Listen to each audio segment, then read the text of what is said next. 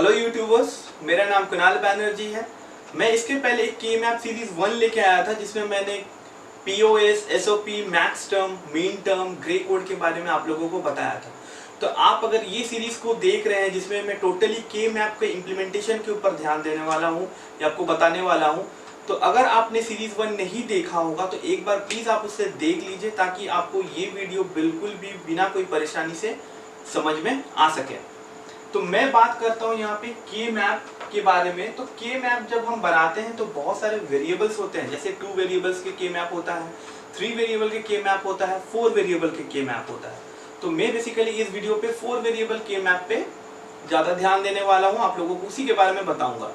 मैं आप लोगों को एक चीज़ और बताना चाहता हूँ कि के मैप जो होता है ये अगर आप ज़्यादा बड़ा वेरिएबल पे बनाने का कोशिश करेंगे तो आपका जो आउटपुट आएगा उसमें आपको काफ़ी प्रॉब्लम होने वाला है, यानी कि सिंप्लीफिकेशन करने में आपको काफ़ी ज़्यादा प्रॉब्लम होगा। के मैप जो है वो एक छोटा एक्सप्रेशन को सिंप्लीफाई करने के लिए ठीक है, मतलब 3, 4 या 5 वेरिएबल तक के लिए ठीक है। अगर आप इससे बड़ा वेरिएबल के लिए के मैप बना रहे हैं तो आपको काफ़ी सारा दिक्कतें आ जाएंगी, यानी कि सिंप्लीफिकेशन करने में काफ़ी प्रॉब्लम आ जाएगा, जिसके लिए आप लॉ का यूज़ करें तो वो ज़्यादा बेटर होगा। और छोटे वेरिएबल के लिए आप के मैप का यूज़ इजीली कर सकते हैं। अगर आपको लॉज वगैरह उतने याद नहीं है तो आप के मैप का यूज़ कर सकते हैं, क्योंकि इसमें कोई लॉज वगैरह का हम लोग को यूज़ करना नहीं पड़ता है। लेकिन कुछ चीज़ है जो मेरे को यहाँ पे ध्यान देना है, लाइक पीओएस, एसओपी, कब 0 पे बार लगेगा, 1 पे बार लगेगा, ये छोटा चीज़ आपको के मैप बनाते वक्त ध्यान देना है, क्योंकि इसमें बहुत जल्दी आप लोग मिस्टेक कर सकते हैं, क्योंकि ये थोड़ा कंफ्यूजिंग होता है। चलिए मैं बात करता हूँ अब 4 वेरिएबल के मैप के ऊपर। तो मैंने देखिए यहाँ पे एक डायग्राम बना के रखा है। ये डायग्राम बेसिकली एक 4 वेरिएबल के मैप के लिए। कैसे पता चलेगा कि ये 4 वेरिएबल के मैप है? देखिए यहाँ पे मैंने 2 वेरिएबल लिखा हुआ है, ठीक, इसके ऊपर 2 वेरिएबल लिखा है, एक ए बी है, एक सी डी है, यानी कि टोटल 4 वेरिएबल्स है। तो 4 वेरिएबल्स के मैप के लिए 16 ब्लॉक्स ही बनाना है। ये कैसे पता चलेगा? इसका एक फॉर्मूला है जिसका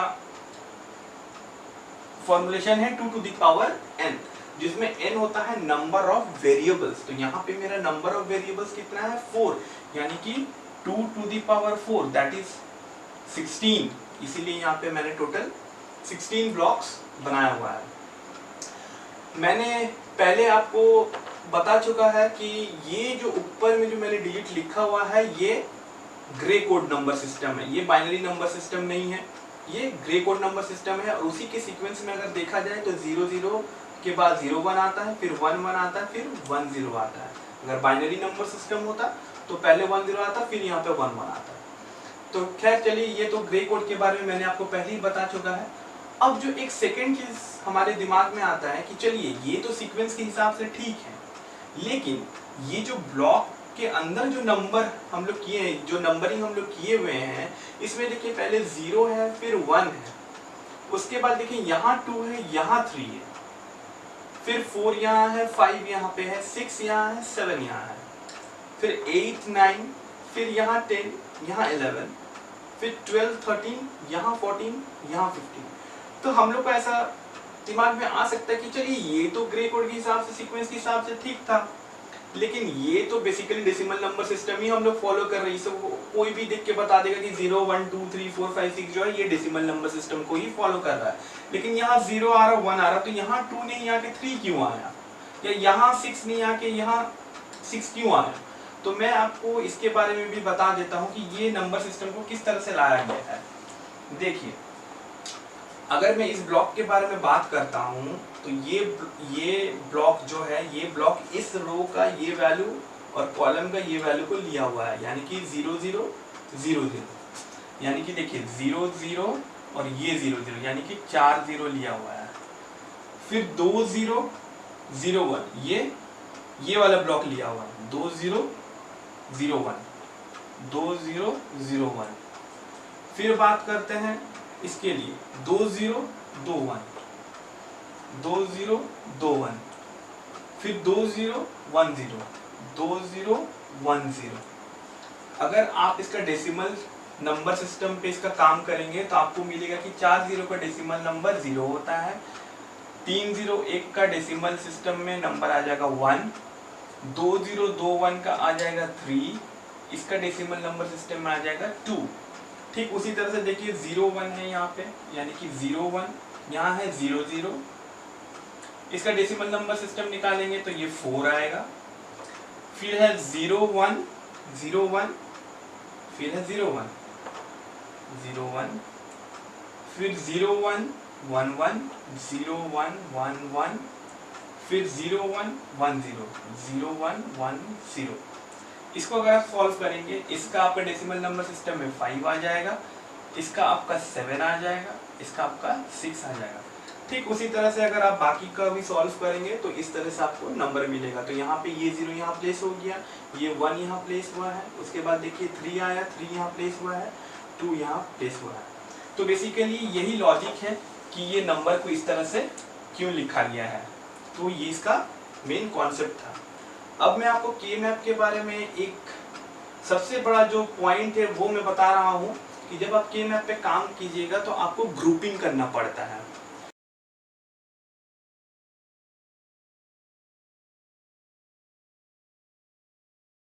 चलिए अब हम लोग सीखते हैं के मैप के ग्रुपिंग के बारे में कि ग्रुपिंग किस तरह से किया जाता है।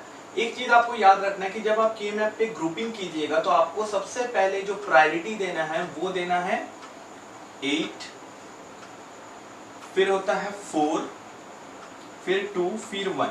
ये 8, 4, 2, 1 है क्या, यानी कि आपको सबसे पहले देखना है कि 8 का ग्रुप एक बन रहा है कि नहीं।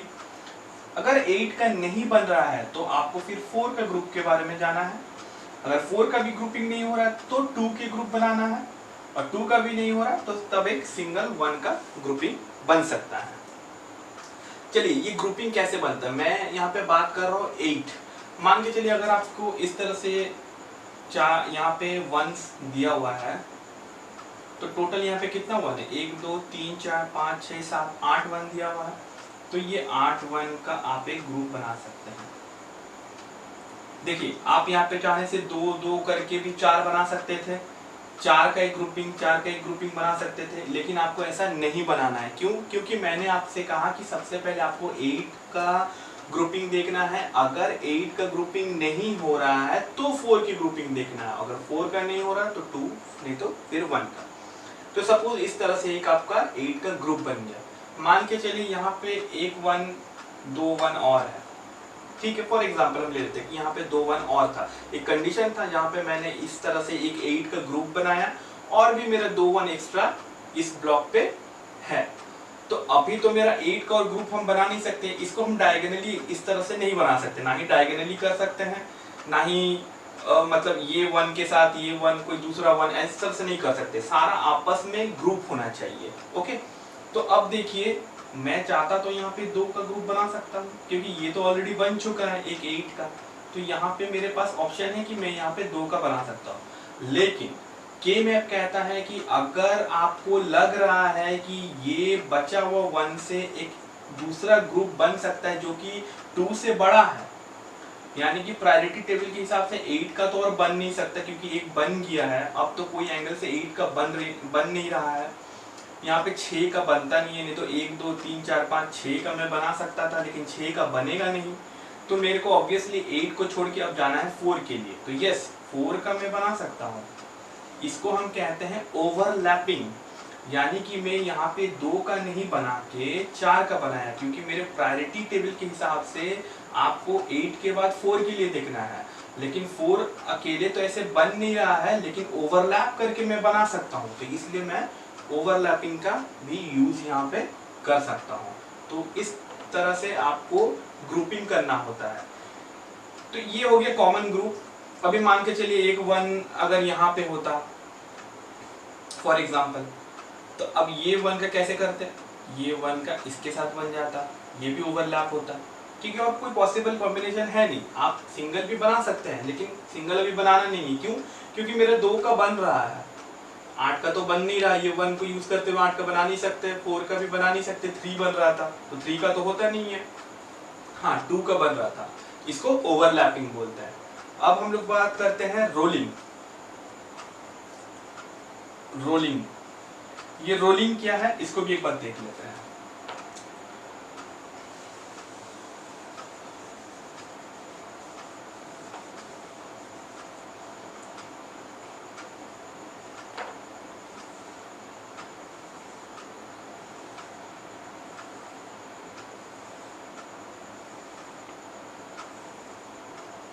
मैं अभी नंबर वगैरह यहाँ पे अंदर में नहीं लिख रहा हूँ, बस आप समझ लीजिए इसको कि रोलिंग कैसे होता है। सपोज एक 1 यहाँ है, एक 1 यहाँ है, एक 1 यहाँ है, एक 1 यहाँ है, यहाँ पर भी 4 1 है, ठीक है। अब रोलिंग का मतलब क्या है कि देखिए मैंने कहा कि आपको ग्रुप बनाना है, तो यहाँ 8 4 2 1 में से क्या ग्रुप बन रहा है। जाहिर सा बात है आप यहाँ पे देख सकते हैं कि 4 1 एक साथ है, तो मैं एक 4 का बना सकता हूँ। लेकिन के मैप कहता है कि आप रोलिंग कर सकते हैं। रोलिंग का मतलब क्या है कि ये 4 1 और ये 4 1 एक रोल, यानी कि रोलिंग। अगर मान के चलिए मैं आपको दिखाता हूँ, मैं यहाँ पे एक कटिंग रखा हूँ पेपर का, ठीक है। इस पेपर का कटिंग हिसाब से देखते हैं। अगर मैं एक 1 यहाँ लिखा, एक 1 यहाँ लिखा, एक 1 यहाँ है, एक 1 यहाँ है, एक 1 यहाँ, यहाँ इस तरह से 1 है, तो मैंने कहा कि ये 4 का ग्रुपिंग बन रहा है, यहाँ 4 का ग्रुपिंग बन रहा है। लेकिन के मैप कहता है कि आप रोलिंग कर सकते हैं। रोलिंग का मतलब है कि मैं अगर इस पेपर को इस तरह से फोल्ड करता हूँ बीच से, यहाँ से ये फोल्ड कर दिया मैंने,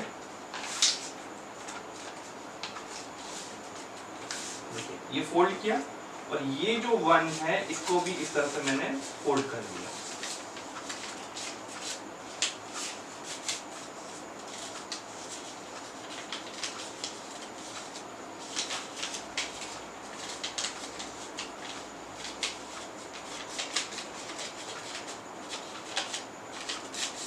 तो आप देख सकते हैं कि ये चारों 1 जो है वो एक साथ आ गया है, यानी कि ये 4 ये 4, यानी कि टोटल एक 8 का ग्रुप बन गया। इसे हम कहते हैं रोलिंग। अगर मैं इसको खोल देता हूँ पेपर को, तो ये इस तरह से है, इसको मैं यहाँ से फोल्ड किया, इसको मैं यहाँ से फोल्ड किया, तो यहाँ पे टोटल ये एक 8 का पेयर बन गया। तो ये मेरा एक रोलिंग होता है। ठीक उसी तरह से अगर मान के चलिए 2 1 यहाँ है और एक्स्ट्रा यहाँ पे 2 1 है, मान के चलिए ये 1 अभी है नहीं, यहाँ पे एग्जाम्पल के लिए ले लेते हैं, फिर भी मेरा रोलिंग पॉसिबल है। यानी कि अगर यहाँ पे 2 1 है तो ये भी आपस में रूल हो सकता है। जैसे कि इसको अगर मैं यहाँ से फोल्ड कर दिया और दूसरा को मैं यहाँ से फोल्ड कर दिया, तब देख सकते हैं कि ये सारा 1 एक साथ आ गया। तो ये भी एक रोलिंग का तरीका है। अगर 2 1 मान के चलिए यहाँ पे है, फॉर एग्जाम्पल ले लेते हैं कि यहाँ पे कोई 1 नहीं है, ठीक है।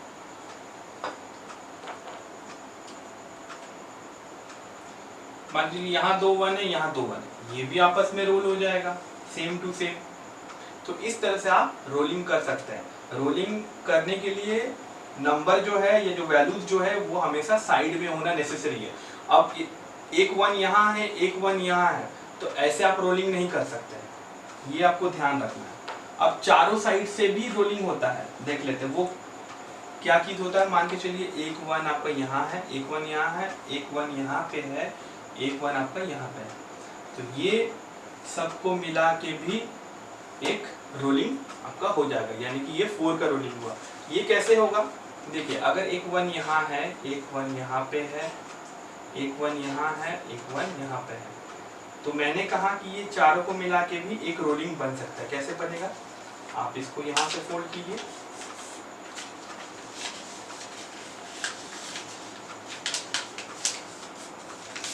देखिए अभी तो ये 2 2 का पेयर बना हुआ है। मैं फिर से इसको फोल्ड करता हूँ, एक फोल्ड में इस तरह से करता हूँ,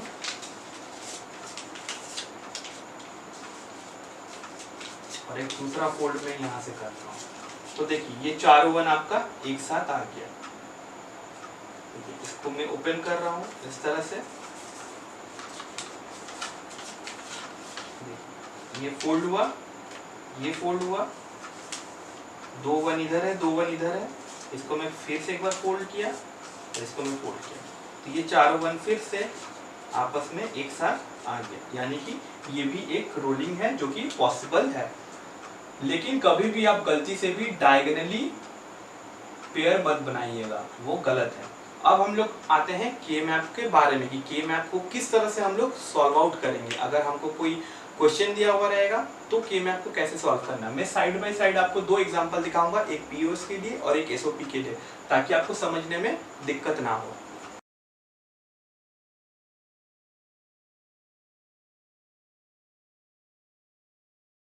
आप यहाँ पे देख सकते हैं कि मैंने यहाँ पे 2 क्वेश्चन दिया है, दोनों क्वेश्चन एक ही फॉर्मेट का है, बस चेंजेस क्या है, एक में पाई है, एक में सिग्मा का साइन यूज किया जा रहा है, बाकी नंबरिंग जो है वो सेम है। तो मैंने 2 डायग्राम यहाँ पे बना के रखा है।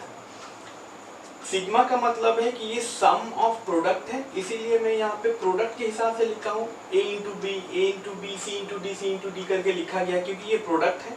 सम ऑफ प्रोडक्ट, प्रोडक्ट के फॉर्मेशन में लिखा गया है, और ये होता है POS, प्रोडक्ट ऑफ सम, इसलिए सम के फॉर्मेट में लिखा गया। यहाँ पे ये चीज को बड़ी ध्यान में रखिएगा कि यहाँ पे POS के टाइम यहाँ प्लस लग रहा है, और SOP के टाइम यहाँ पे मल्टीप्लीकेशन, यानी कि दोनों आपस में कॉन्कैट है। जैसे कि CD एक साथ जुड़ा हुआ है, इसमें बीच में प्लस है, अगर POS कर रहे हैं तो यहाँ पे प्लस होगा, अगर SOP के फॉर्मेट में कर रहे हैं तो यहाँ पे मल्टीप्लीकेशन होगा। ठीक है, ये फॉर्मेट आपको समझ में आया। अब बात करते हैं SOP। SOP जो होता है ये मेरा मीन टर्म होता है, और POS जो होता है मेरा मैक्स टर्म होता है। मैक्स टर्म का मतलब है कि 1 पे बार, मैक्सिमम नंबर मेरा कौन सा होता है, 1, 0 और 1 पे मेरा मैक्सिमम नंबर 1 होता है, तो यानी कि मैक्स टर्म पे 1 पे बार लगेगा। यानी कि यहाँ पे जहाँ जहाँ मेरे को 1 दिख रहा है आपको बार लगाना है। जैसे यहाँ पे 0 0 है, कहीं पे बार नहीं लगेगा। यहाँ 0 1 है तो D के ऊपर एक बार लगेगा, यहाँ 2 1 है यानी कि C के ऊपर D के ऊपर बार लगेगा, फिर यहाँ पे C के ऊपर बार लग जाएगा। ठीक उसी तरह से यहाँ पे जो फॉर्मेट है इस पे देखिए A प्लस बी 0 1 नीचे में दिया हुआ है, यानी कि B के ऊपर बार लगेगा, यहाँ A के ऊपर B के ऊपर बार लगेगा, यहाँ A के ऊपर बार लगेगा। अब आते हैं यहाँ पे, ये SOP का फॉर्मेट में दिया हुआ, यानी कि मीन टर्म है। मीन टर्म मतलब 0 और 1 में मिनिमम नंबर कौन सा है मेरा, 0 है, यानी कि 0 पे बार लगेगा, 1 पे आउटपुट आएगा। तो जहां जहां मेरा 0 दिया हुआ है वहां पे मैं बार लगा देता हूँ। यहाँ 2 0 था, दोनों के ऊपर बार लगा, यहाँ C के ऊपर बार लगा, यहाँ D के ऊपर बार लगा, यहाँ A B के ऊपर बार लगा, यहाँ A के ऊपर बार लगा, यहाँ B के ऊपर बार लग गई। यानी कि जहां जहां आपको 0 नजर आ रहा है, ठीक उसके ऊपर में जो भी वेरिएबल आपने लिखा हुआ है उसके ऊपर बार लग जाएगा। ये SOP का फॉर्मेट में है, यानी कि 0 पे बार लगा, अंदर में मेरे को लिखना क्या है 1, क्योंकि ये 1 पे आउटपुट होता है। इसके अंदर क्या लिखेंगे 0, क्योंकि 1 पे बार लग चुका है, तो अंदर में हमको जहां जहां नंबर मेरा दिया हुआ है वहां हमको 0 प्लेस करना है। तो मेरे को 0 कहां कहां प्लेस करना है, एक 0 1 2 7, 0 1 2 7, 9 15, 9 15। अब ठीक उसी तरह से 0 1 2 7 पे मेरे को 1 प्लेस करना है, 0 पे 1 पे 2 पे 7 पे 9 एंड 15। अब मेरे को क्या करना है, ग्रुपिंग करना है। किस तरह से ग्रुपिंग करेंगे, सबसे पहले तो 8 का देखेंगे। तो यहाँ तो 8 का कोई पॉसिबल चांस है ही नहीं, क्योंकि यहाँ पे 1 2 3 4 5 6 तो मैंने वैल्यू ही डाला हुआ है, तो 8 का तो पॉसिबिलिटी है ही नहीं। अब आते हैं 8 के बाद 4, क्या 4 का बनेगा, 4 का कोई चांस यहाँ पे मेरे को दिख नहीं रहा है। 2 का बनेगा, हाँ 2 का बनेगा, कैसे बनेगा, ये 2 का एक बनेगा,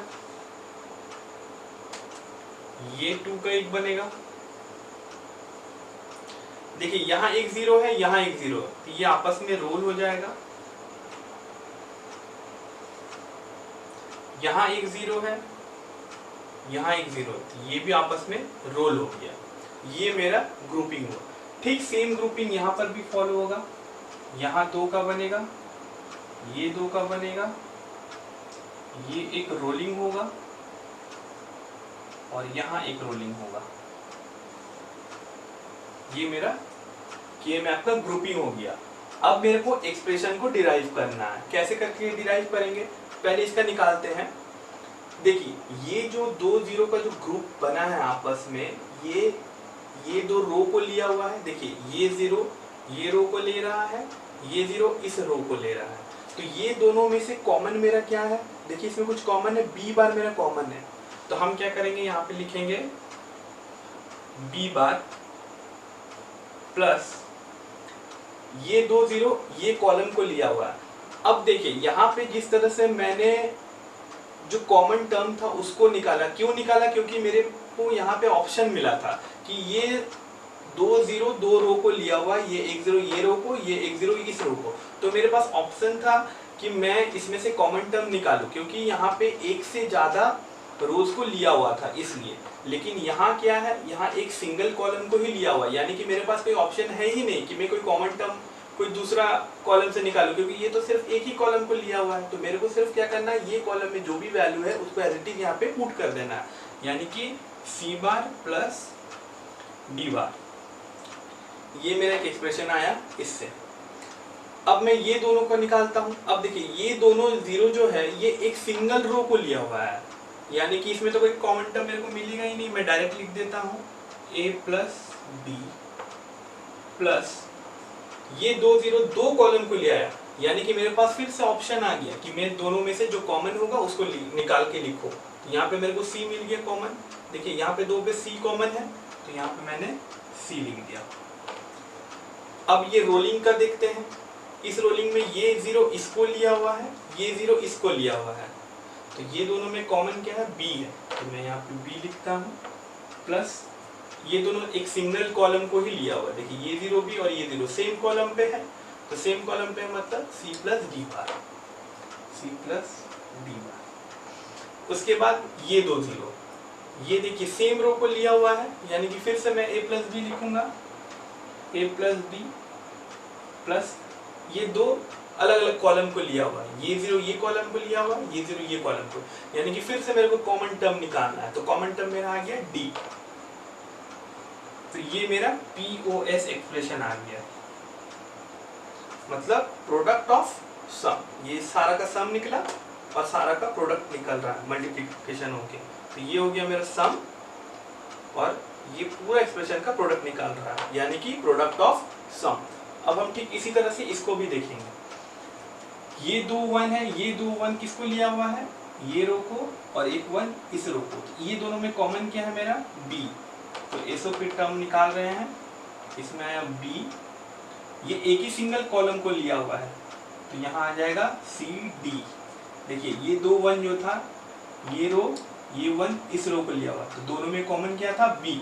मैंने b लिखा। ये डबल वन दो वन एक सिंगल कॉलम को ही लिया हुआ है, यानी कि कोई दूसरा कॉलम है ही नहीं मेरे पास जिसके साथ मैं चेक कर सकूं कोई कॉमन टर्म है कि नहीं। तो मैं डायरेक्टली ये CD को यहाँ पे उतार दिया। अब यहाँ पे क्या लिखा मैंने, प्लस। अब ये दो वन का देखते हैं। ये सिंगल एक रो को लिया हुआ है, यानी कि यहाँ पे मैं डायरेक्टली लिख दूंगा a बार b बार। ये दोनों कॉलम को लिया हुआ है, ये दोनों कॉलम में से कॉमन टर्म कौन सा है मेरा, c बार, फिर प्लस का साइन। अब बात करते हैं ये रोलिंग जो हुआ है इसका देख लेते हैं। ये इस रो को लिया हुआ ये वन, और ये जो वन था रोलिंग का ये इस रो को लिया हुआ, तो ये दोनों में से कॉमन क्या है, b बार, b बार, और एक कॉलम सेम है यानी कि c बार d प्लस ये दोनों वन एक सिंगल रो को लिया हुआ है, यानी कि a bar b bar, a bar b बार, और कॉलम में से ये एक कॉलम लिया हुआ है, ये वन इस कॉलम को लिया गया है, तो दोनों में से कौन सा कॉमन टर्म है, d बार। तो ये मेरा आ गया SOP, ये मेरा आ गया POS। तो आपको के मैप जो है इसी तरह से ही बनाना है। तो सबसे पहले तो आप बहुत ध्यान से ये चीज को याद रखिए कि SOP में क्या चीज होता है, किस पे बार लगता है, कौन सा मैक्स टर्म होता है, कौन सा मीन टर्म होता है, ये आपको सबसे पहले याद रखना है, नहीं तो फिर ये के मैप आप बना नहीं पाएंगे। तो ये सिंबल को देख के आपको पता करना है कि मेरा SOP का डिजाइन कैसे होगा, किस पे बार लगेगा, किस पे वन लगेगा। तो ये मेन चीज है आपका, ये पाई और ये सिग्मा। तो ये सिग्मा मेरा SOP को डिनोट कर रहा है, जो कि मेरा मीन टर्म है, और POS जो है मेरा मैक्स टर्म है। तो मैक्स टर्म में क्या होता है, 1 पे बार लग जाता है, और मीन टर्म पे 0 पे बार लग जाता है। अगर 0 पे बार लगा है तो अंदर में मेरे को 1 लिखना है, और POS में जस्ट रिवर्स, यहाँ प्लस आ जाएगा, 1 पे बार लग जाएगा और अंदर में 0 आपको लिखना है। आप अगर दोनों एक्सप्रेशन को देखेंगे तो ये देखिए जस्ट ऑपोजिट है एक दूसरे का। कैसे, देखिए यहाँ पे आया है b बार प्लस c बार प्लस d बार, तो b बार का ऑपोजिट क्या होता है, b, c बार का ऑपोजिट c, और d बार का ऑपोजिट d। यहाँ देखिए प्लस है, यहाँ देखिए मल्टीप्लिकेशन आ गया, यानी कि जस्ट रिवर्स आ गया। इसमें भी सेम देखिए a प्लस बी प्लस सी, यानी कि वहां पे क्या हो गया, a के ऊपर बार आ गया, प्लस हट के मल्टीप्लाई आ गया, b पे बार आ गया, मल्टीप्लाई सी के ऊपर बार आ गया। ये सेम चीज देखिए किस तरह से अलग अलग मेरा वैल्यूज दे रहा है। तो एक पीओएस का फॉर्मेट में है, एक एसओपी का फॉर्मेट में है। यही हमारा के मैप का कॉन्सेप्ट है। तो इसको आपको थोड़ा बहुत प्रैक्टिस करना है, और बाकी का जितना भी मैंने इसके पहले की जो सीरीज में आपको मैंने बताया है वो सारे को एक बार आप पढ़ लीजिएगा, तो आपको कोई दिक्कत होने वाला इसमें नहीं है। ये बहुत ही आसान है, इजी है, और इसको आप इजीली कर सकते हैं। थोड़ा बहुत आपको प्रैक्टिस का जरूरत पड़ेगा। Okay, thank you.